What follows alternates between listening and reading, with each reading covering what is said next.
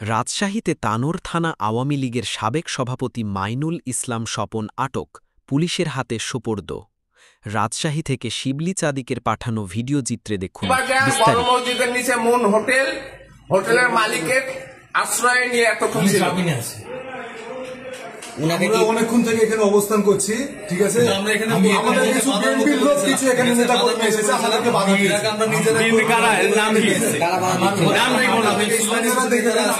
আপনার নামে কি মামলা হয়েছিল? মামলা হয়েছিল একটা বিস্ফোরকের মারামারির মামলা, সেটার আবার জামিন আছে। আপনাদের আত্মীয় বললো তো 2টা মামলা হয়েছে আপনার নামে। আমার সেই ইয়েও আছে। মামলা হয়েছে আপনার থানায়, ঠিক আছে।